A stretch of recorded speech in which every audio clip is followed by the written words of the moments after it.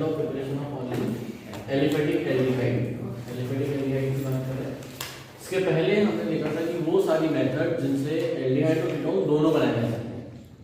जैसे एल्डिहाइड और कीटोन दोनों बनाने के लिए सबसे हमने देखा था फ्रॉम हाइड्रोकार्बन में ओजोलाइज। किसी अल्कीन को अगर ओजोलाइज करो उससे एल्डिहाइड और कीटोन दोनों बन जाते हैं।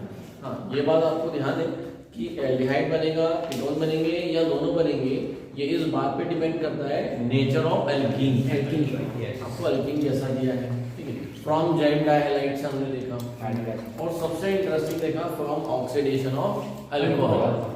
और ये अगेन फिर से रिवाइज कर रहा हूं, प्राइमरी अल्कोहल का ऑक्सीडेशन एल्डिहाइड, 2 डिग्री अल्कोहल का oxidation ketone.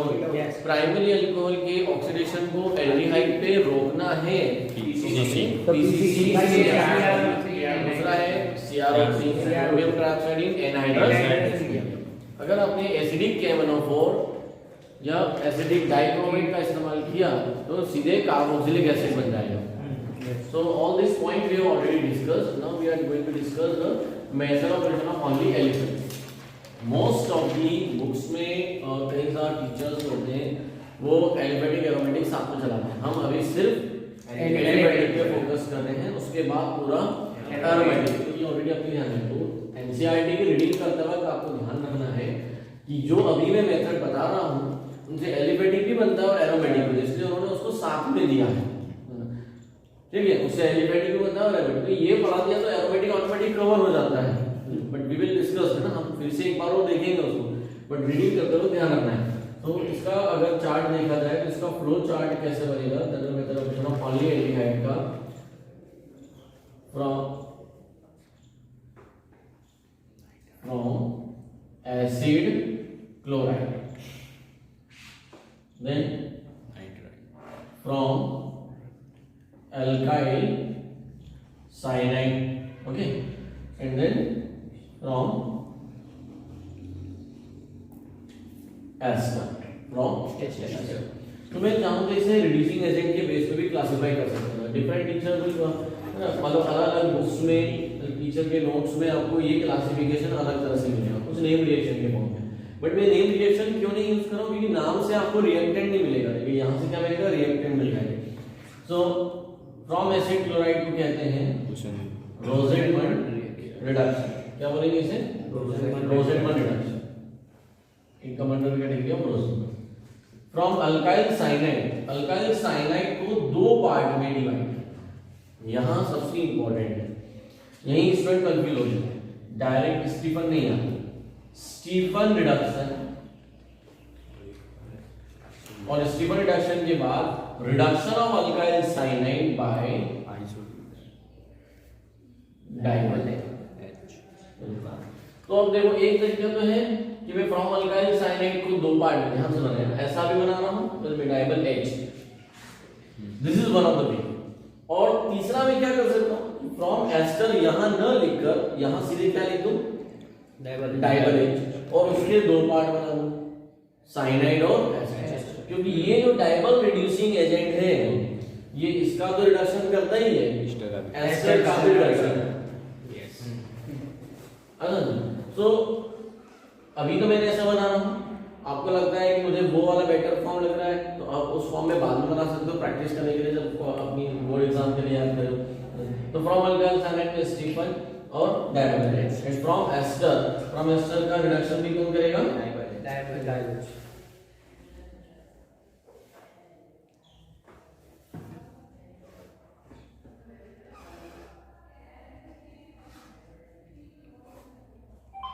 Clear? So from acid chloride, from alkyl cyanide, and from ester. So this is the complete chart of the method of preparation of aliphatic.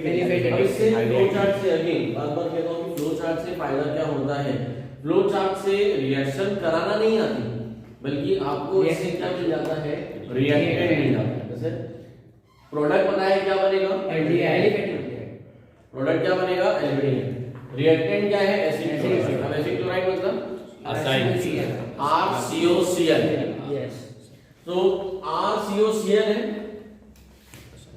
और इस RCOCl से RCOH बन जाएगा, yes. अब आप देखो RCOCl से RCOH। तो इस फ्लो चार्ट को याद करने से आपको रिएक्टेंट मिल गया, प्रोडक्ट तो बताइए कि ये किसका चार्ट है, method of action of alkene. हमें सिर्फ क्या चाहिए, रिड्यूसिंग एजेंट। कोई इमेजिन कर सकता है कि यार क्या हो रहा होगा, बस क्या करना है, Cl को हटाना है और H लगाना है। Cl हटाना है और H लगाना है। तो जो Cl निकाला वो कहाँ जाएगा, HCl के फॉर्म में HCl के फॉर्म में। मतलब यहाँ पे कितने हाइड्रोजन डालना पड़ेगा, दो। तो अगर मैं इसमें हाइड्रोजन गैस डाल दूं तो ये हो सकता है ना, और addition of hydrogen is known as hydrogenation या रिडक्शन। यस लेकिन डायरेक्ट यहाँ पे हाइड्रोजन गैस पास नहीं कर सकती, डायरेक्ट हाइड्रोजन गैस पास नहीं कर सकती। तो इसके लिए क्या होता है, रिड्यूसिंग एजेंट यूज किया जाता है। तो वो रिड्यूसिंग एजेंट कौन कौन से हैं, यहाँ पर कौन सा यूज होने वाला है रिड्यूसिंग एजेंट, है ना, यहाँ कौन सा रिड्यूसिंग एजेंट यूज होगा, और डायबल का पूरा क्या है ना। तो इन्हें रिएक्शन की फॉर्म देंगे। पहले ही पूरा चार्ट बना लो, फिर इनके नीचे इनकी रिएक्शंस देखते हैं। Number by heading Rosenberg reduction reaction.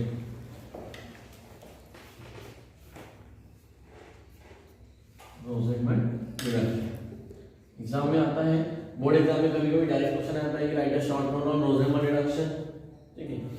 और हालांकि सीबीएसई में बहुत कम ऐसा होता है कि डायरेक्ट नेम रिएक्शन आपसे दे define the following, explain the following. आपको रोसेनबर्ग आएगी लेकिन हिडन फॉर्म में, तो आपको आइडेंटिफाई, तो रोसेनबर्ग को पहचानेंगे कैसे कि वो रोसेनबर्ग है। एक उसके रिएक्टेंट्स है, दूसरा उसके रिड्यूसिंग एजेंट। अभी स्टेटमेंट लिखते हैं, देखो when any acid chloride, when any acid chloride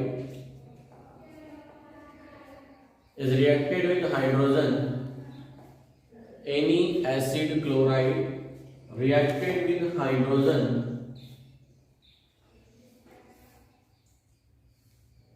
in presence of metal palladium PD, ये मेटल है, इसका metal palladium which is supported on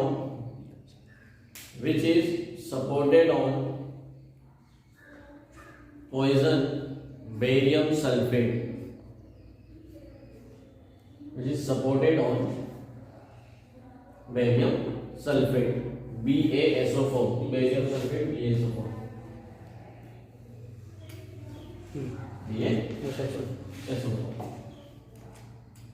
ठीक है। तो कोई भी उसकी जनरल रिएक्शन क्या है, general reaction RCOCl when reacted with hydrogen / PD / BaSO4, ठीक है। तो आपको अभी पता चल गया कि यहाँ पे Cl हटाना है और H लगाना है, आपका प्रोडक्ट बन गया RCOH + HCl बाहर।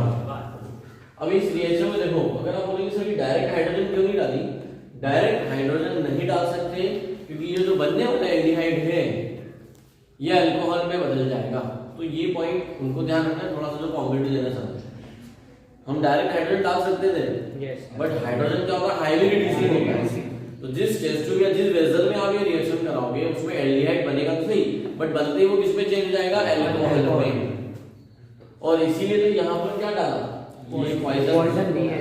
और ऐसा ही हमें, this is the Lindlar catalyst, क्या है ये Lindlar catalyst. So hydrogen supported on palladium and hydrogen of metal palladium supported barium sulfate is known as Lindlar catalyst. So in the general reaction लिख लो,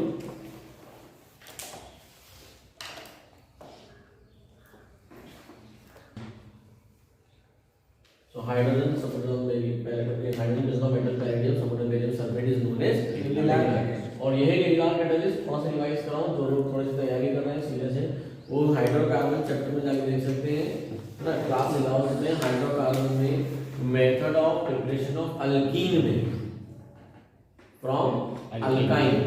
तो देखो अल्काइन मतलब आइन मतलब क्या होता है, ट्रिपल बॉन्ड में हाइड्रोजन डालो तो डबल बॉन्ड में हाइड्रोजन डालो तो सिंगल बॉन्ड। भाई हमें कहां रोकना है, डबल बॉन्ड में। यस, तो इसका यूज किया जाता था वहां पे लिंडार कैटलिस्ट। कौन सा डिवाइस कराया जिसको आपको पॉइंट याद रहेगा। So this is about Rosenberg reduction. इसमें नीचे कंडीशन लिखो, we cannot prepare formaldehyde with the help of this reaction. We cannot prepare formaldehyde from this reaction because formyl chloride, अभी फॉर्मल्डिहाइड बनाना है, यहाँ पे R की जगह क्या लिखना पड़ेगा? H। क्या लेना पड़ेगा? H। तो देखो आप थियोरेटिकली तो ऐसा लिख सकते हो कि HCOCl लिंडा कैटलिस्ट और ये बन गया HC=OH, this is formaldehyde. But ये पॉसिबल नहीं है कि ये होता ही नहीं है, ये अनस्टेबल है, ठीक है। So we can not prepare formaldehyde because formyl chloride, इसका नाम क्या है? Formyl chloride. Formyl chloride is unstable, formyl chloride is unstable. तो ये पॉइंट बोर्ड के लिए याद नहीं रखना है, थोड़ा सा कॉम्पिटिटिव टेस्ट में ध्यान रखना है। बोर्ड में आपको सिर्फ इतनी रिजल्ट पूछे तो बस ये लिखकर आना है। ये जनरल आर के फॉर्म में जब भी लिखते हैं उसको जनरल रिएक्शन बोलते हैं। मान लो डेल्टा कैटलिस्ट 4 मार्क्स में, रोजेनमेंट 4 मार्क्स में आ गई और आपने स्टेटमेंट और इतना लिख के छोड़ दिया तो 1 मार्क्स कट जाएगा। एग्जांपल इसके नीचे एग्जांपल आर की जगह CH3 C2H5 कुछ भी लो, है ना, ethanoyl chloride, propanoyl chloride like that, है ना, ऐसा कुछ भी लिया जा सकता है। उसके नीचे एग्जांपल आप दे सकते हो। बोर्ड एग्जाम में तो बोर्ड के लिए जो एसेंशियल टिप है वो भी मैंने दे दी। क्लियर है? तो रोजेनमेंट नीचे नीला और उसके नीचे पॉइंट अगेन। तो second name reaction method of of aldehyde में स्टीफन रिडक्शन। स्टीफन रिडक्शन लिखो इसमें,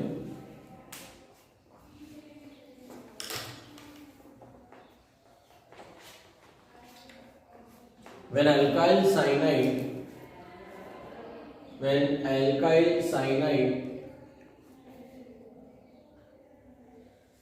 is reacted with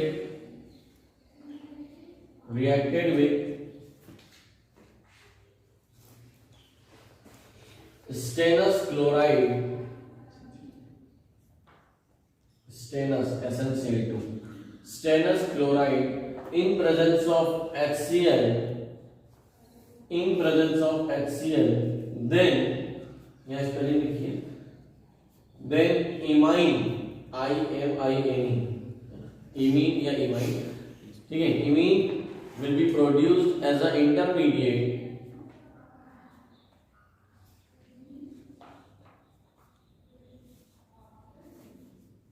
comma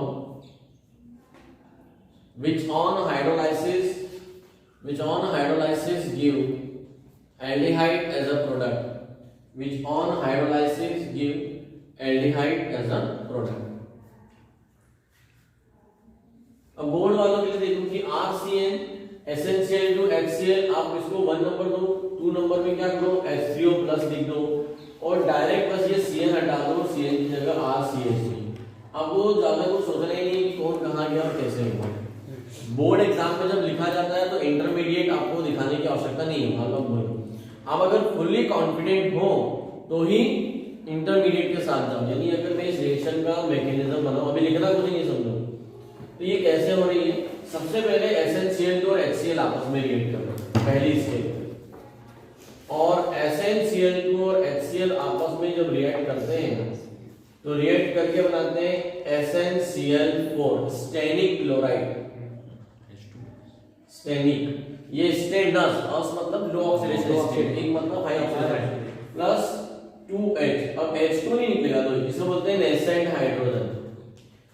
इसकी आवश्यकता सिर्फ कॉम्बिनेटिव में है या बहुत ज्यादा मार्क्स में ऐसा कभी हुआ नहीं आज तक सीबीएसई में के लिए स्टीफन 5 मार्क्स की आ गई या 4 मार्क्स की आ गई हो वैसा। ये सिर्फ आपको समझने के लिए ध्यान रखना कि हो क्या है। अब ये जो 2 H निकले हैं ये दोनों H चले जाएंगे C�BN के पास, तो एक H यहाँ लग जाएगा, एक H यहाँ लग जाएगा, तो ये ट्रिपल बॉन्ड किस पे कन्वर्ट आ गया,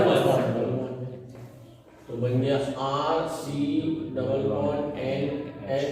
और H जैसा ना। इसे कहते हैं इमाइन। क्या बोलते हैं? इमाइन। तो ये जो बना RCl∞ इमाइन, अब इसका जब हाइड्रोलाइसिस कराते हैं RC∞NH और H और वाटर की प्रेजेंस में कराते हैं, यानी बॉइलिंग विद वाटर। कई बार बॉइलिंग वाटर लिखा होता है, कई बार H3O+ लिखा होता है, मतलब एसिडिक वाटर, एसिडिक हाइड्रोलाइसिस। तो ये जो वाटर का H2O है उनमें ये इसको ब्रेक करेगा, ब्रेक करके क्या बनेगा अपना RCH आपको अलग मिल जाएगा और NH3 बाहर हो जाएगा। ठीक है, you will get RCHO plus NH3। तो ये पूरी स्टेप है। अब बोर्ड एग्जाम्स के लिए आपको ये कुछ भी याद नहीं करना है, इसीलिए अपने ब्रेन को उधर थोड़ा सा करने के लिए कि हम क्लियर ये कैसे हुआ। पहले स्टूडेंट के माइंड में आता ना कि यहाँ पे एकदम ये एन कहाँ गया, ये ओ कैसे आ गया, like data such type of question, तो उनके क्वेश्चंस के आंसर दिए। जनरल रिएक्शन लिखी, दिस इज जनरल रिएक्शन। और अब एनसीईआरटी की बात करें तो एनसीईआरटी में कैसे लिखा है, ऐसा कंटिन्यू, मतलब यहाँ RCN से ये बनाया और इससे डायरेक्ट ये बना दिया। ये मैंने 2 बार लिखा है, उन्होंने यहीं पे एरो लगा के ऐसा भी कर सकता था ना मैं। तो फिर स्टूडेंट क्या करता है, बोर्ड एग्जाम होता है, बोर्ड प्रीवियस एंड जैसा पढ़ता है तो पूरा याद करने को रटने की कि RC double bond N, RCS double bond NH, है ना, होती है ना अभी, फिर वो 4 बार लिख कर देखेगा। ये डायरेक्ट ऐसा कि RCN है, RCN CN हटाना है, CHO लगाना है, दिस इज। अब आप पहचानोगे कैसे, अगर ऐसा लिखा हुआ है एसेंशियल वो स्टीफन है और पैलेडियम बेरियम सल्फेट लिखा है रोसेट, तो with the for reducing agent, तो रिड्यूसिंग एजेंट तो याद करना पड़ेगा, this is about Stephen section. लेकिन अभी स्टीफन के अंदर कुछ खास पॉइंट बताऊंगा ना, यहाँ पर एक नीचे कंडीशन डाल देते हैं।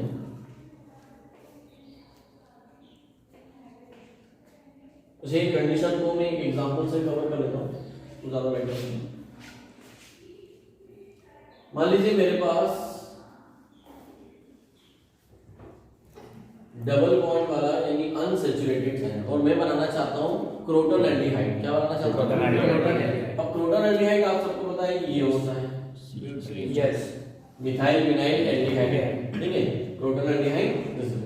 ये आपको याद करना पड़ेगा भाई क्रोटोन एल्डिहाइड का, क्योंकि बोर्ड एग्जाम्स में डायरेक्ट वर्ड यूज किया जाता है, सिनेम एल्डिहाइड, क्रोटोन एल्डिहाइड, ये कॉमन नेम है, तो हर स्टूडेंट को याद होना चाहिए, बाय प्रैक्टिस ही याद होंगे। उसके अलावा जैसे मैं इसमें फॉर्मूले याद करते हो वैसे ना। अब ये बनाना है तो देखो डबल बॉन्ड तो ऐसा ही रहना चाहिए, यस, और CN की जगह CHO आ जाना चाहिए। तो अब आपके दिमाग में तो क्या है कि सर ने पढ़ाया है कि CN हटाना और CHO लगाना और स्टीफन लगाना, तो आप जैसे लिखोगे SnCl2 HCl यहाँ पे तो प्रोडक्ट बनना था ये सिंगल बॉन्ड हो जाएगा, लेकिन क्या बन जाएगा, सिंगल बॉन्ड हो जाएगा। यस, डबल बॉन्ड का भी रिडक्शन हो जाएगा, मतलब with the help of Stephen reduction you can not prepare unsaturated aldehyde. Unsaturated मतलब डबल बॉन्ड वाले एल्डिहाइड, मतलब क्रोटोन एल्डिहाइड, सिनेम एल्डिहाइड, ठीक है, एक्रोलीन, ये हम नहीं बना सकते, स्टीफन से नहीं बना सकते, ये हम स्टीफन से नहीं बना सकते। तो फिर कैसे बना सकते हैं, तो उसी के लिए आया हमारा नेक्स्ट रिएजेंट डाइबल। डाइबल जो है वो डबल बॉन्ड को हाथ नहीं करना। तो पहले ये आपने जनरल रिएक्शन लिखी, उसके नीचे उसका मैकेनिज्म और नीचे condition, we can not prepare unsaturated aldehyde from Stephen reduction. और उसका एग्जांपल ये है कि SnCl2 और H3O प्लस अगर डालेंगे तो बनना था ये, लेकिन बन गया ये, ठीक है। तो ये एक्सरसाइज एंगल कुछ अच्छे क्वेश्चंस को सॉल्व करने के लिए वहां पर कंडीशन ध्यान रखना, उसका एग्जांपल कंडीशन के साथ में, clear. So another next reducing agent for the preparation of only aldehyde is diisobutyl aluminium hydride. तो सबसे पहले इसका पूरा एक्सपांडेड फॉर्म आपको याद होना चाहिए, डाइआइसोब्यूटाइल एल्युमिनियम हाइड्राइड। तो ये जो डैश करके H लगाए, H फॉर हाइड्राइड का होता है, देखो। तो अब इसका स्ट्रक्चर कैसे याद रखेंगे, डायरेक्ट बना दूंगा तो आपको रटना पड़ेगा, तो उसका आपको पूरा तरीका सिखाता हूँ। आप सबको इतना पता होना चाहिए पीरियोडिक टेबल में, पीरियोडिक टेबल में सोडियम कौन से ग्रुप में आता है, रेमन। सोडियम पोटेशियम पीरियोडिक टेबल में कौन से ग्रुप में आते हैं, सर वो 7 अनस।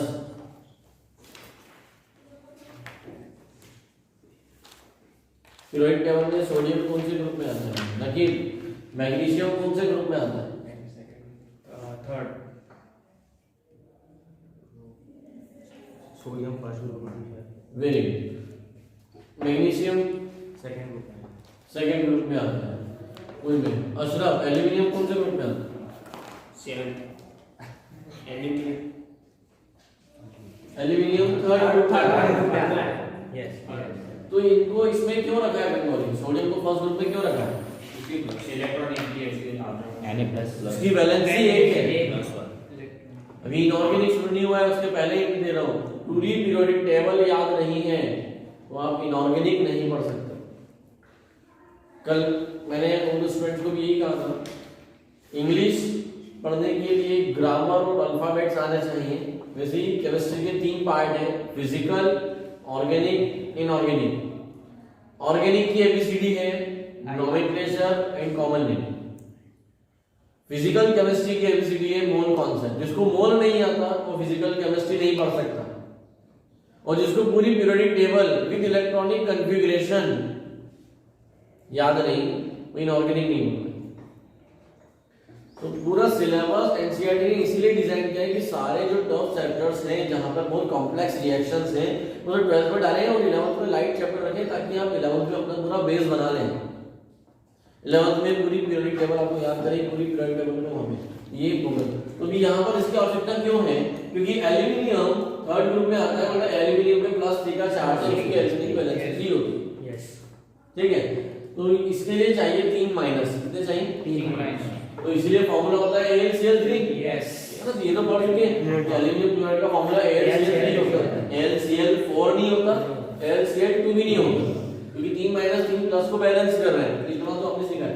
एल्यूमिनियम +3 और जो डाई आइसोब्यूटाइल, एल्यूमिनियम से हमें 3 नेगेटिव लोग जोड़ना है। कितने जोड़ना है? 3 है। तो 2 कौन है? एल्यूमिनियम के आइसोब्यूटाइल। तो दिस इज योर आइसोब्यूटाइल। ये कितने ले रहे हैं? 2, और एक ले रहे हैं H। तो इसको मैं शॉर्ट में लिखूं तो AlIBUT2H। अब रटने वाले ध्यान देना, अगर आपको स्ट्रक्चर याद नहीं रहता है तो गलती से भी ऐसा कुछ भी उल्टा सीधा बना के आने की जरूरत नहीं है। आप बहुत इज्जत से सिर्फ ये याद करो, एल्यूमिनियम ब्रैकेट में IBUT2H। आपको ये याद करने की जरूरत नहीं है, और इसको +3 नहीं लगाओगे तो पीछे। This is the formula of diisobutyl aluminium hydride. ये इसके ब्रैकेट में लिखोगे या इसके नीचे लिख सकते हो कि उसका फॉर्मूला ये रहा। जनरल फॉर्मूला उसका हम जो लिखते हैं वो कैसा लिखते हैं?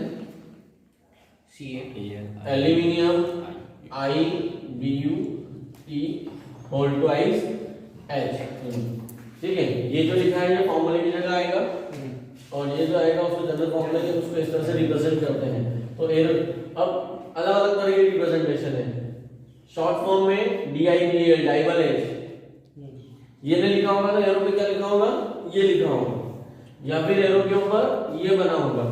तो आपको इससे 3 एरो से पहचानने पड़ेंगे कि एरो के ऊपर क्या लिखा है। लेकिन ये करता क्या है? It can reduce cyanide as well as ester without affecting double bond. तो ये 3 लिख ली। यस फर्स्ट, सेकंड, थर्ड, ये 3 लिख ले। इसके नीचे उसका रोल लिखो। ये 3 तो लिख लोगे, इसके नीचे रोल लिख लो। मैं लिखवा रहा हूं फटाफट। इसका रोल क्या है?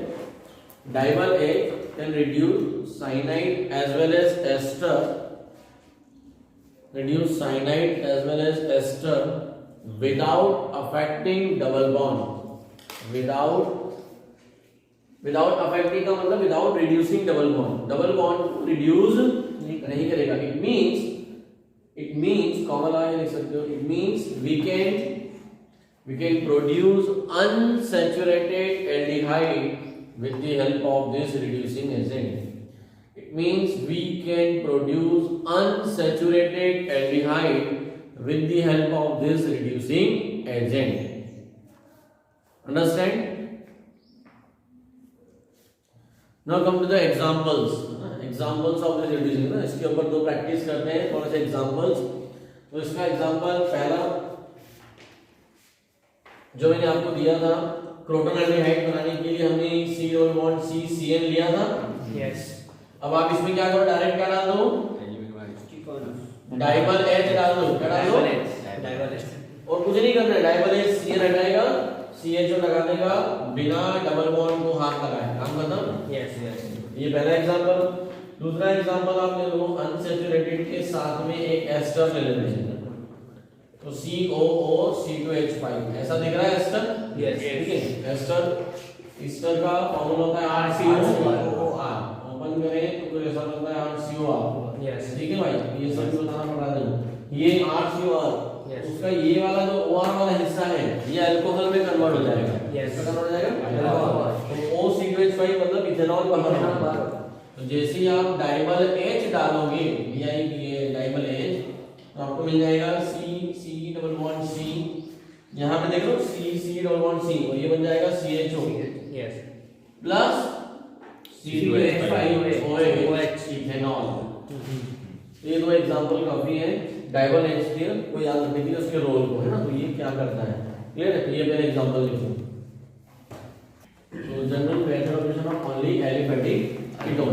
हमें सिर्फ क्या बनाना है, एलिफेटिक कीटोन बनाना है। वो मेथड जिनसे सिर्फ कीटोन बनता है, एल्डिहाइड नहीं बनता।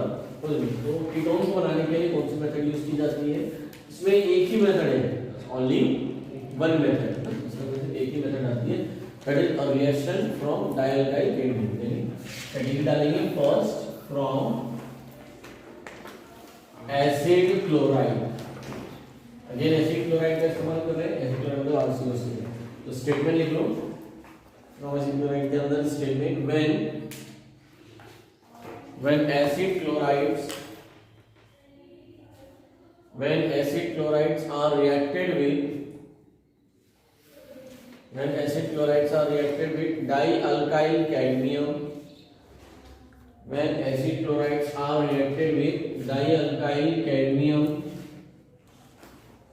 then ketone will be produced as a product, cadmium. अभी बता रहा हूँ रिएक्शन, जनरल रिएक्शन, तो ऐसा भी RCOCl ले लो, लेकिन दोनों सेम नेचर के होना चाहिए, ध्यान रखना दोनों बहुत hard should be same nature. और आपने डाइअल्काइल कैडमियम ले लिया, डाइअल्काइल कैडमियम का फॉर्मूला जो होता है CdR।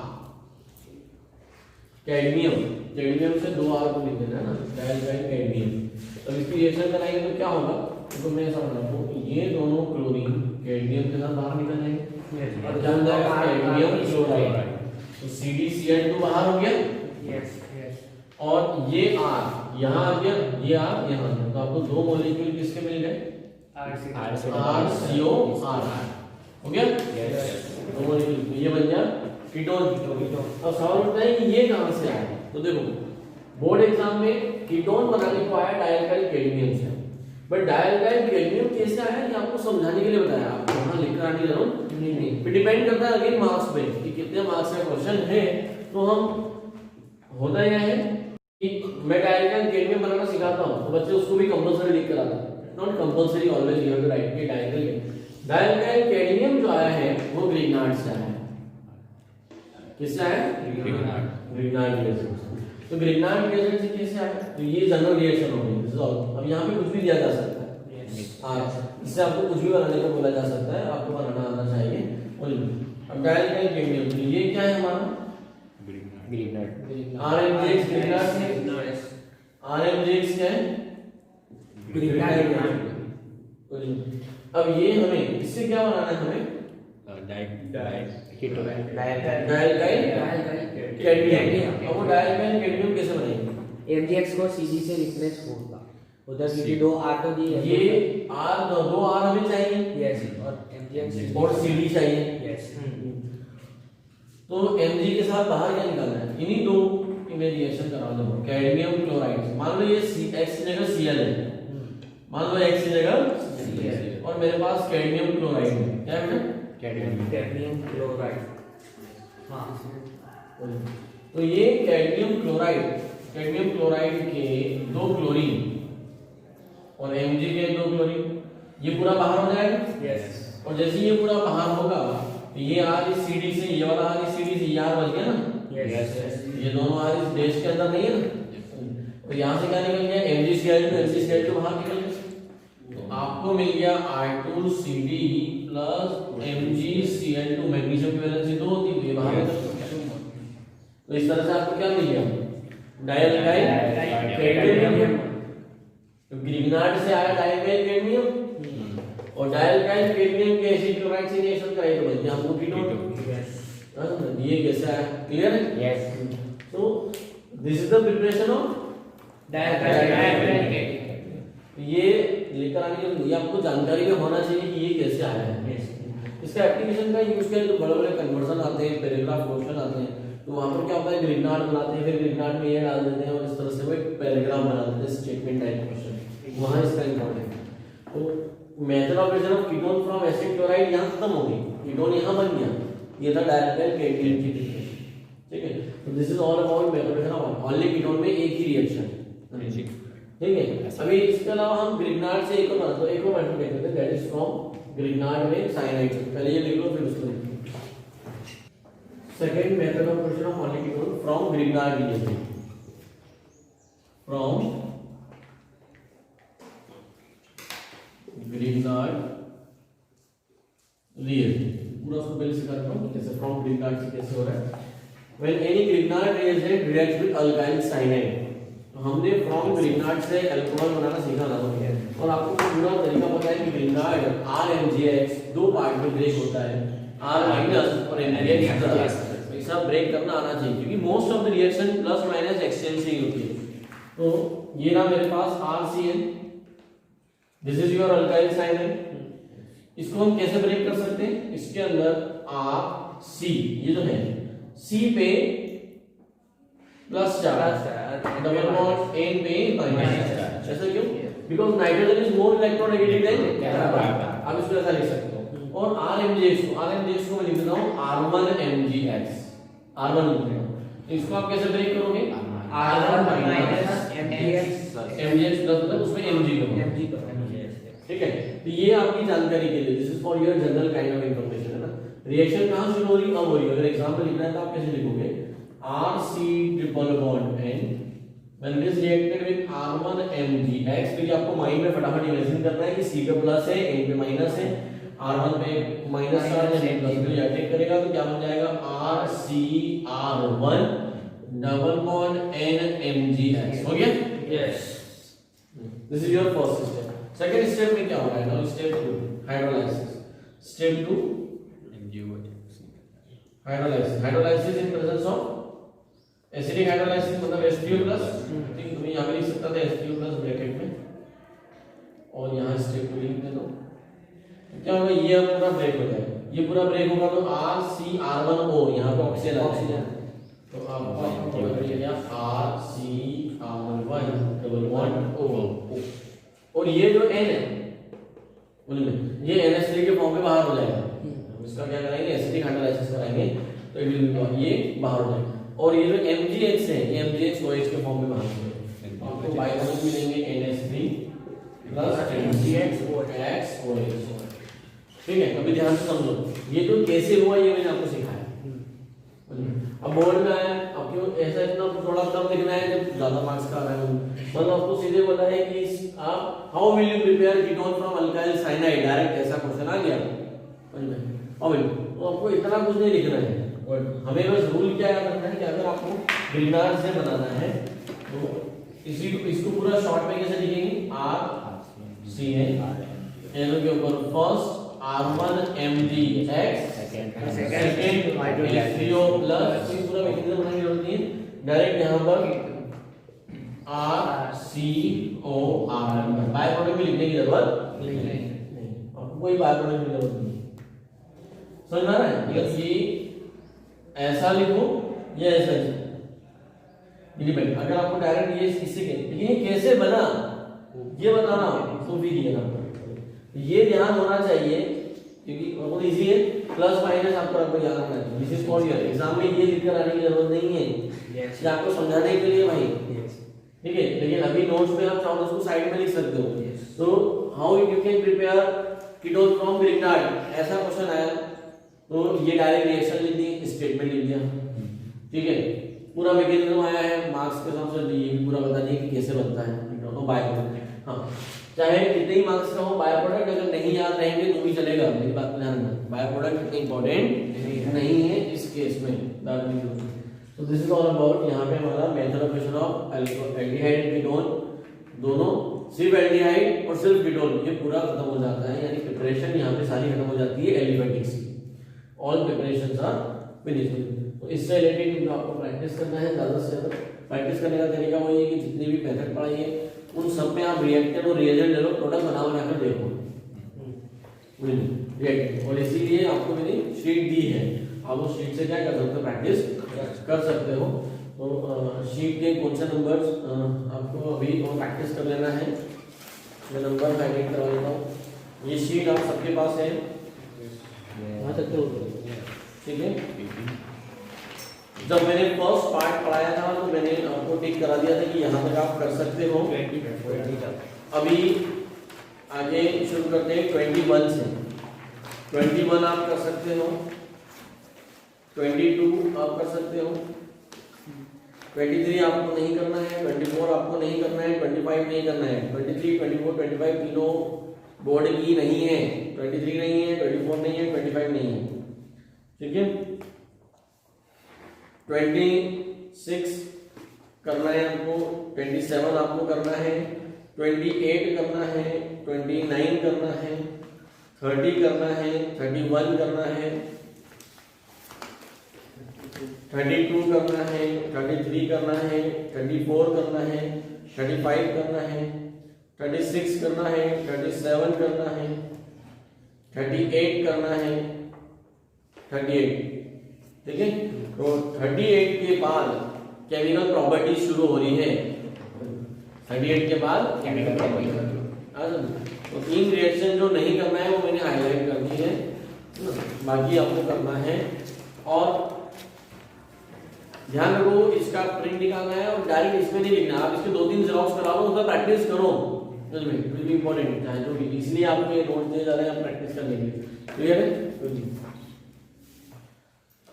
सॉफ्टवेयर प्रिपरेशन मतलब physical properties of the element ketone.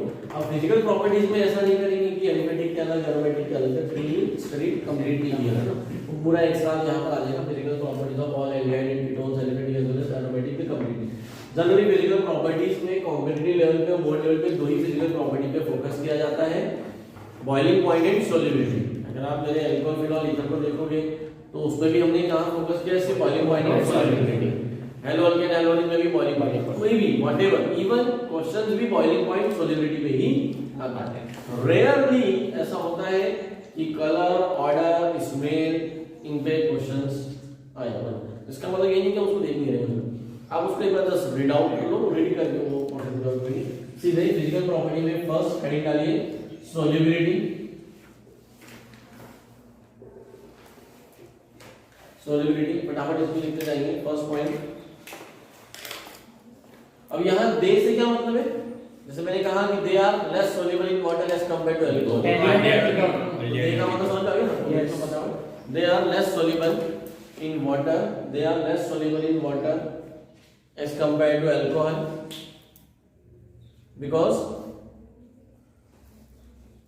because they have very weak tendency to form hydrogen bond with water, because they have very weak tendency to form hydrogen bond with water, they have very weak tendency to form hydrogen bond with water। second point देखो इसमें solubility में,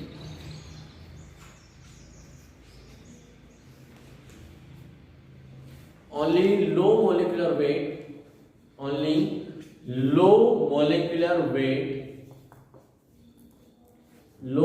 weight, comma, smaller aldehyde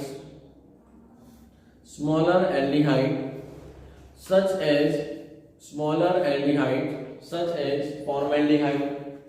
comma, acetaldehyde are miscible in water,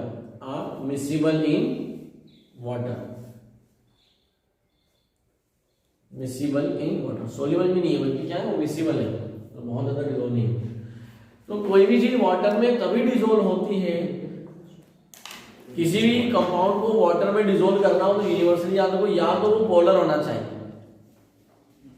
inorganic की तरह NaCl HCl, या फिर वो water के साथ हाइड्रोजन बॉन्ड बनाना। जो वाटर के साथ हाइड्रोजन बॉन्ड बना ले वो वाटर में सोल्यूबल, ना बना पाए तो नहीं सोल्यूबल है, वो ये वाटर के साथ हाइड्रोजन बॉन्ड नहीं बना सकते। लेकिन जो लो मोलिकुलर वेट है HCHO जैसे फॉर्मेल्डिहाइड, तो फॉर्मेल्डिहाइड थोड़ा बहुत पानी में चल रही है, देखो यहाँ पे कोई बल्की ग्रुप नहीं लगे बड़े बड़े, तो इसका जो O है ये वाटर के साथ में इजीली हाइड्रोजन बॉन्ड बना सकता है, ठीक है। Yes. और sustainable hydrogen bond it can form, तो जो छोटे छोटे ग्रुप हैं वो बना सकते हैं, इसलिए वो पानी में सॉल्युबल होते हैं, मतलब मिसिबल होते हैं, लेकिन बड़े मिसिबल नहीं होते। Now next boiling point, next boiling solubility बहुत कम आता है बोर्ड एग्जाम में, कॉम्पिटिटिव सबसे ज्यादा टारगेट में होता है बॉइलिंग पॉइंट।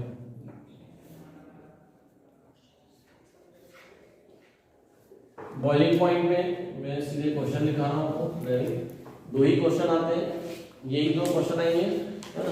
इन दोनों में से मॉडिफाई मतलब इनको चेंज कर करके अलग अलग तरीके से लैंग्वेज बदल सकते हैं। First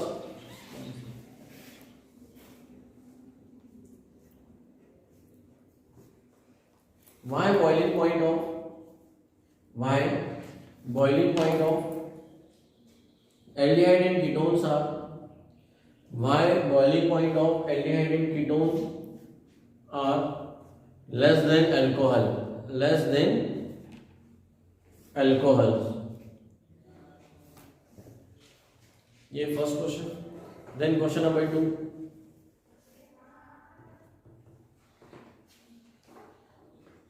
although aldehyde and ketone are functional isomer of each other, although aldehyde and ketones are functional isomer of each other, then why boiling point of ketone is more than aldehyde?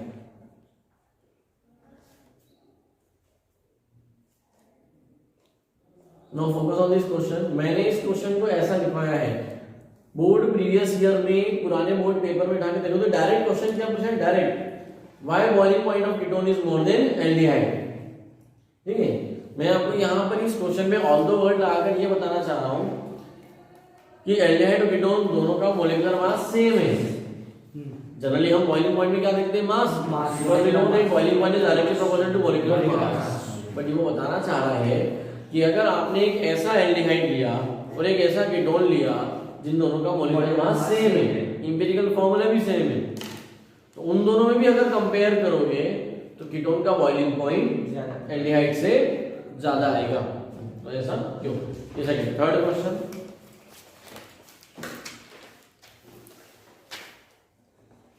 ये most important है, इसको अच्छे से करिएगा। Arrange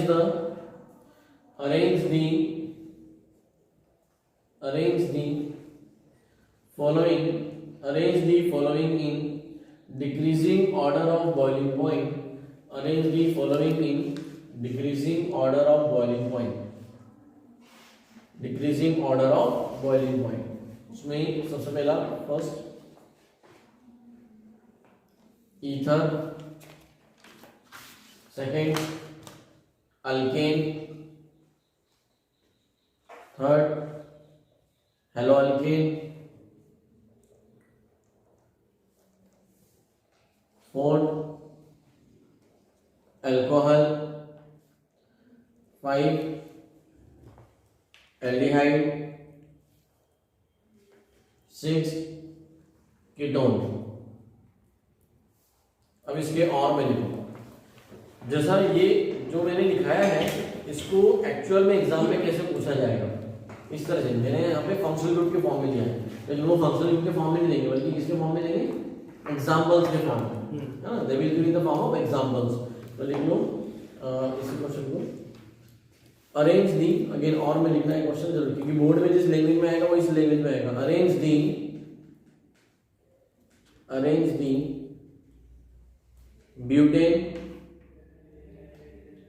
butane, comma butyl chloride, butyl chloride, comma di ethyl ether, di ethyl ether, comma propanal, propanal, propane 1 comma acetone and butane 1 and butane 1 मतलब butyl alcohol in decreasing order of boiling point, in decreasing order of boiling point.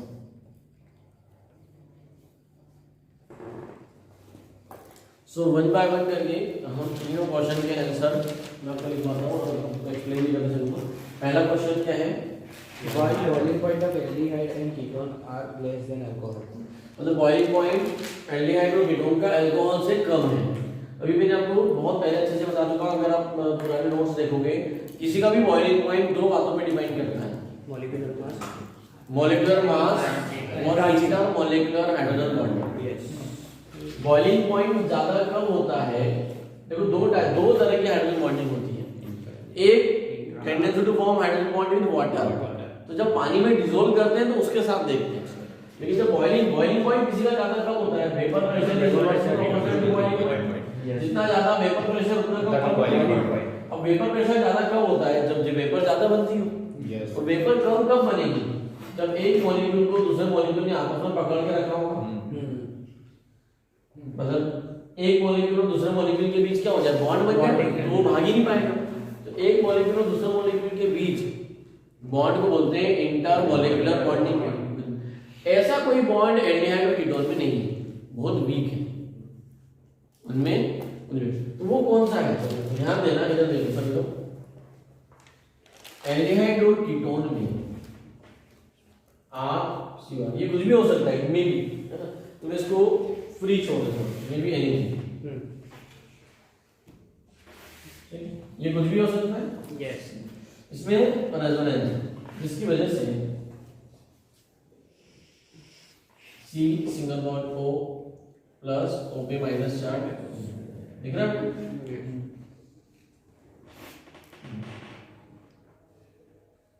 Resonance ये कैसा है, neutral, neutral carbon है,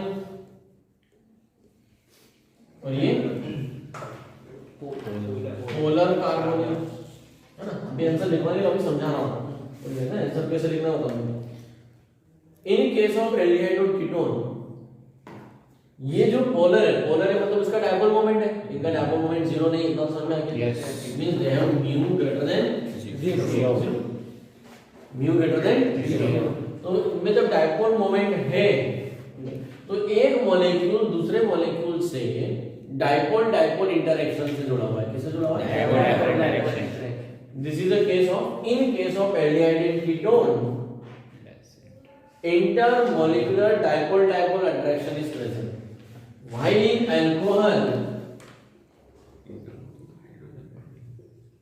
alcohol में alcohol का ये रहा एक मॉलिक्यूल, उसके सामने उसका आता है दूसरा मॉलिक्यूल, तो उन दोनों के बीच में क्या है, हाइड्रोजन। मतलब इसका एक मॉलिक्यूल दूसरे मॉलिक्यूल से हाइड्रोजन बॉन्ड से जुड़ा है, जबकि एल्डिहाइड और कीटोन में एक मॉलिक्यूल मतलब यहाँ पे मैं ऐसा लिख रहा हूँ सपोज फॉर देने के लिए,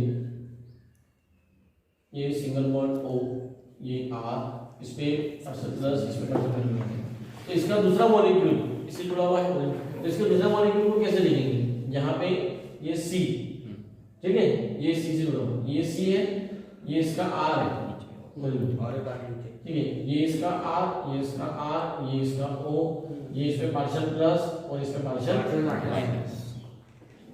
लेकिन यहाँ और यहाँ कोई बॉन्ड है क्या, no.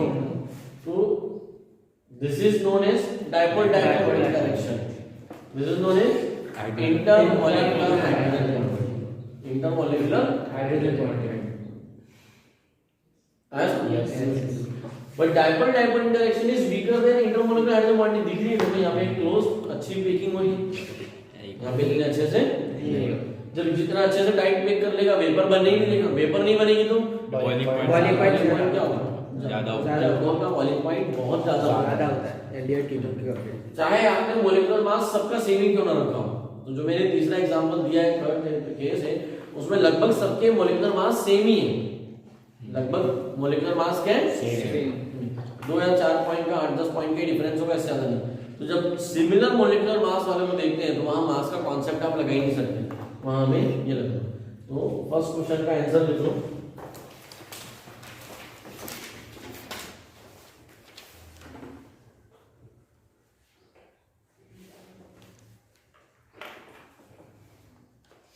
In case of alcohol, there is a intermolecular hydrogen bonding. In case of alcohol, there is a intermolecular hydrogen bonding.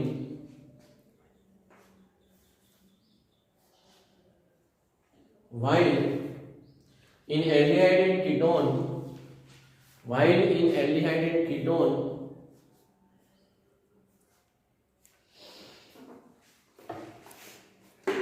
there is a weak dipole.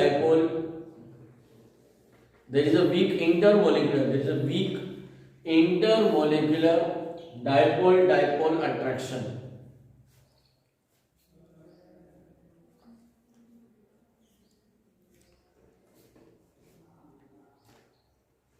Hence, boiling point of alcohol is more than aldehyde and ketone. अब इसका नीचे figure बना दोगे। This is the figure of intermolecular hydrogen bonding in alcohol. This is the figure of dipole intermolecular dipole attraction of. और ये किसका है? Resonating structure. तो आपको ये एग्जाम्पल बना के नहीं आता, आपको समझाने के लिए। तो मान लो ऐसा क्वेश्चन आ गया कि draw the resonating structure of aldehyde and draw the resonating structure of carbonyl. तो ये बनाना है, ये क्वेश्चन लिख देना, उस क्वेश्चन के अंदर ये आ जाएगा, draw the resonating structure of carbon. ठीक है, रेजोनेंस। So next question, जैसे आपको एक एग्जांपल देता हूँ। This is acetone. Formula C3H6O। This is propanol. ये दोनों एक दूसरे के आइसोमर हैं। अब दोनों का तो मॉलिक्यूलर फॉर्मूला सेम है तो मास भी सेम ही होगा। फिर इनमें से कीटोन का बॉइलिंग पॉइंट ज्यादा और एल्डिहाइड का कम है, ऐसा क्यों? Why boiling point of ketone is more than. तो अब मैंने जो क्वेश्चन लिखाया है उसको ट्विस्ट करके बोर्ड एग्जाम में कैसा है वो एग्जांपल का फॉर्म है। Why boiling point of acetone is more than propanol. मैंने जो क्वेश्चन लिखवाया है उसको चेंज कैसे करेंगे, मतलब इस तरह से बॉइलिंग पॉइंट। अब मैंने ये वाला एग्जांपल लिया है, हो सकता है वो कोई और एग्जांपल ले ले, नहीं समझे? लेकिन टेक एनी एग्जांपल। तो आपको कॉन्सेप्ट याद होना चाहिए कि always boiling point of ketone is more than aldehyde. But why? तो उसके पीछे रीजन क्या है? अब जितना ज्यादा इंटरमोलिकुलर डाइपोल इंटरेक्शन होगा उतना ज्यादा बॉइलिंग पॉइंट होगा। Dipole interaction depends on polarity. इस पे डिपेंड करती है पोलैरिटी। अभी आप ध्यान से देखो, ये रहा हमारा कीटोन और ये रहा हमारा एल्डिहाइड। कीटोन में दो अल्काइल ग्रुप लगे हैं, जिसकी वजह से फटाफट यहां से इलेक्ट्रॉन चल जाएंगे। यस। ये कार्बन क्या होगा, ज्यादा प्लस, और इस ऑक्सीजन क्या होगा, ज्यादा माइनस। यस। जबकि इस कार्बन में पोलैरिटी क्या होगी, कम होगी। यहां पे दो बड़े लाल ग्रुप लगे हैं, ये भी दे रहे हैं, ये भी दे रहे हैं। यहां से अब इसमें ज्यादा प्लस आएगा, इसमें ज्यादा माइनस। जितना ज्यादा प्लस माइनस उतनी ज्यादा पोलैरिटी, ज्यादा डाइपोल इंटरेक्शन, उतनी ज्यादा भाई। ये सब तो समझाने के लिए लिखा है, आपको आंसर क्या लिखना है लिखो। Boiling point of ketone is more than aldehyde because boiling point of ketone is more than aldehyde because of presence of two alkyl group, because of presence of two alkyl group in ketone,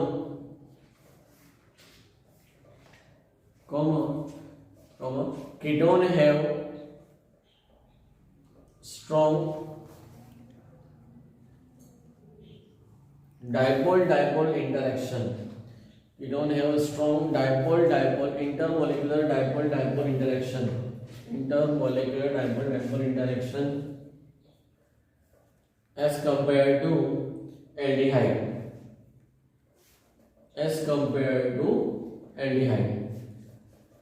ठीक है, ये सब figure ये सब बनाने की जरूरत नहीं, इसी का आंसर का मिला। हाँ, बट मैंने इसी क्वेश्चन का आपको अल्टरनेट बताया है कि वो कैसे पूछेंगे। ठीक है, why boiling point of acetone is more than propanol, है ना, ऐसा भी और ऐसा होगा। बोर्ड पे ऐसा भी कोई ना कोई क्वेश्चन ऐसा होगा, अलग अलग फॉर्म में आपको मिल जाएगा। This is about the second type of question of boiling point. Now third category क्या दिया है क्वेश्चन मैंने आपको, Arrange the following in decreasing order of boiling point. Following में। हाँ, सारी कैटेगरी। अब मैं कोई भी एग्जांपल ले लेता हूँ, आपने जो लिखा है उसको छोड़कर मैं अपना खुद का बना लेता हूँ, जिससे आपको सारे फंक्शनल ग्रुप को अरेंज करना है।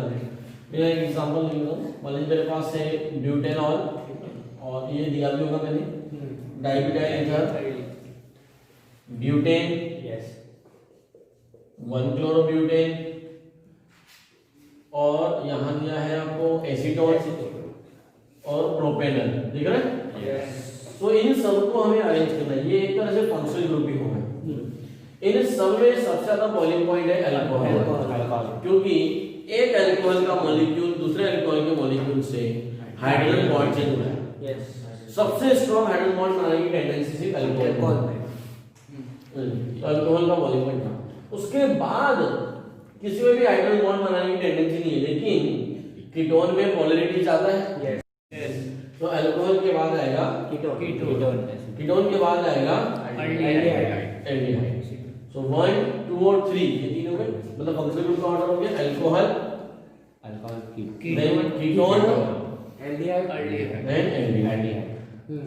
अब आपको ध्यान से देखो, अल्केन इसमें तो कोई प्लस माइनस चार्ज ही नहीं होता है, कोई ग्रुप ही नहीं है, Last में आया. तो ये तो सबसे आखिरी में आ गया। Yes. तो अल्केन को सबसे आखिरी में बता दो, Yes. समझ में, तो अल्केन का काम भी हो गया, समझ में, ठीक है। ये अब बचा कौन, ईथर और हेलोअल्केन में से अगर आप देखोगे तो इसके अंदर थोड़ी सी polarity as compare to ether में तो बहुत ही कम टेंडेंसी होती है हाइड्रोजन बॉन्ड बनाने की। तो आपका क्या क्या हो जाएगा, alcohol, ketone, aldehyde, haloalkane, ether and then alkane. तो this is the decreasing order of boiling point. यहाँ पे ऑर्डर बन गया 1, 2, 3 के बाद 4, 4 के बाद 5, 6 के बाद 6। क्लियर? मान लो अगर इसमें मैं कार्बोक्सिलिक एसिड डाल दूं, पूरी ऑर्गेनिक खत्म कर देता हूं, तो सबसे ऊपर आ जाएगा कार्बोक्सिलिक एसिड, क्योंकि पूरी ऑर्गेनिक केमिस्ट्री में सबसे ज्यादा बॉइलिंग पॉइंट होता है कार्बोक्सिलिक एसिड। तो आपको वहां पे पढ़ाऊंगा मैं, बट यहाँ पर एक अभी से में डाल दिया है। तो ये हो गया सारे बॉइलिंग पॉइंट से रिलेटेड जितने भी टाइप के क्वेश्चन बनते हैं सब मैंने करा दी। लैंग्वेज चेंज हो के आएगी, आपको करना क्या है, बोर्ड पीरियड से साथ लेके बैठो, उसमें जितने भी क्वेश्चन टाइप के क्वेश्चन है आपसे सारे बन जाएंगे। सारे टाइप इन 3 टाइप के अंदर ही इंक्लूड होंगे, कोई और अलग नहीं मिलेगा। उसमें सॉलिडिटी हो गया बॉइलिंग, छोटे मोटे जो क्वेश्चन है यूजेस से रिलेटेड, यूजेस है ना, उनकी स्मेल, परफ्यूम्स, लाइक दैट, उनकी यूजेस को एप्लीकेशन वो याद ही करना है, वो आप कवर कर सकते हैं। तो इसके बाद हम शुरू करेंगे केमिकल प्रॉपर्टीज। तो यहाँ तक मेथड ऑफ प्रिपरेशन और फिजिकल प्रॉपर्टीज को अच्छे प्रैक्टिस करिए। रिएक्शन को शीट में से लगा कर, शीट में रिएक्टेंट और रिएजेंट दिए हैं, प्रोडक्ट आपसे पूछा है, आप एक और शीट अपने लिए बना सकते हो कि प्रोडक्ट और रिएजेंट और रिएक्टेंट सोचो। जब आपको रिएक्टेंट सोचना आ जाएगा प्रोडक्ट से, तो वो भी एक अच्छी तरह की शीट बनेगी, ऐसी शीट बना के प्रैक्टिस करो, ठीक है।